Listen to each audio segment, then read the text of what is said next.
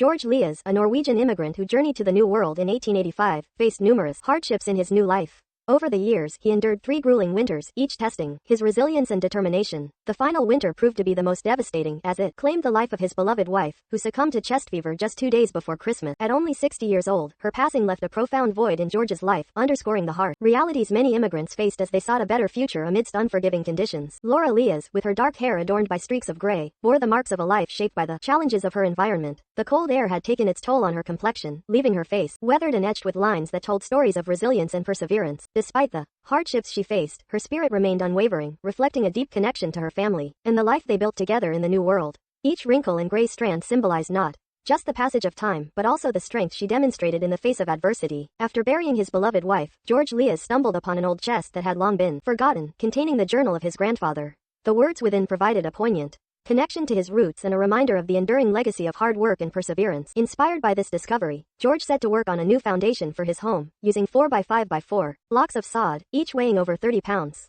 With a spade in hand, he cut and carried each piece to the dugout perimeter, pouring not only his physical strength but also his grief and determination into the labor. This task became both a tribute to his late wife and a way to honor the generations before him as he continued to build a life for himself in a land filled with promise and challenge. After 4 hours of relentless digging, George had carved out a 4-foot wide, 5-foot deep hole in the earth, standing shoulder deep in his labor. The sun hung low in the sky when a rider approached, a man mounted on a horse, his silhouette framed against the fading light. "What in the world are you doing?" the rider called out, his voice a mix of curiosity and concern. Yet George, lost in his task and consumed by a purpose only he understood, didn't look up or respond. The rider, peering into the dark hole, warned, "You're going to die in that hole by December," but his words fell on deaf ears as George continued to dig, resolute and undeterred. George had made 14 trips to the creek, tirelessly gathering flat stones, amassing an impressive collection of over 745 stones, each meticulously arranged by size. Noticing some clay by the water's edge, he grabbed his flour sack and trekked the 2-mile distance to fill it with as much clay as it could hold. Upon returning to the digging site, he wasted no time. He dug a small hole and scooped in the clay, adding water to create a workable mixture. With determination, he began his task, starting with the larger stones, carefully placing them into the prepared clay mortar. He then methodically filled the smaller sections with the smaller stones, each placement deliberate, as he constructed something that seemed to transcend the simple act of digging, a vision taking form amidst the earth and stone. The chambers, painstakingly excavated over months, reveal a rugged yet functional design. The inner walls, reinforced with stones and lined with flat rocks, give each chamber a solid, earthy feel. The first chamber, dedicated to storage, is lined with neatly stacked vegetables, ripe tomatoes, golden corn, crisp lettuce, vibrant radishes, and earthy potatoes, alongside 2 chickens clucking softly and a goat contentedly munching on hay.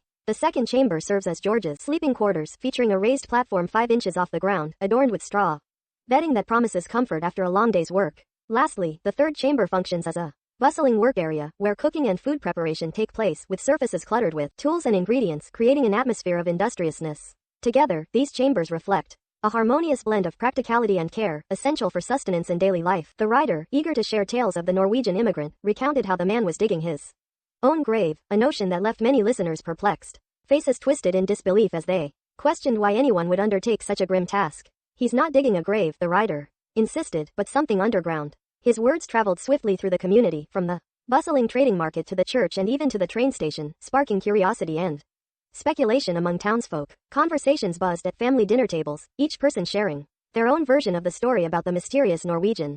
Despite the intrigue, the immigrant's intentions remained shrouded in mystery. His limited English and the townspeople's unfamiliarity with Norwegian culture only added to the enigma. As whispers of his underground work spread, the community was left to wonder what the immigrant was truly constructing beneath their feet. In the Hollow Red Creek community, curiosity peaked when word spread about a mysterious rider discussing a Norwegian digging nearby. While some townsfolk rode slowly, others came to a halt, captivated by the scene unfolding before them. Among them was Martha Sheep, a bold woman with long, dark hair pinned neatly up, who approached the immigrant with a pressing question.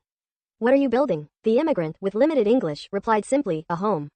Martha's confusion was evident as she inquired further, "Why underground?" Pausing in his work, the man explained, "Your cabin doesn't hold heat. Without heat, you become cold, using more firewood just to warm the Montana skies. But underground, the heat stays in the walls and gives back warmth at night." His words illuminated the practical wisdom behind his unconventional choice, highlighting the challenges of life in the harsh Montana climate. This exchange not only revealed the immigrant's ingenuity but also sparked a deeper wound. In the coming winter of December, the cold lingered ominously at the top of the rift, poised for the wind to provide the slightest nudge. On December 14th, while the world lay in peaceful slumber, The cold surged down the rift with alarming swiftness, catching everyone off guard. Most families assumed it was just another ordinary winter, each cabin stocked with a cord of wood for warmth. However, they awoke to the harsh reality of frigid breaths in the air, frost clinging to the windows and frozen water buckets by the hearth.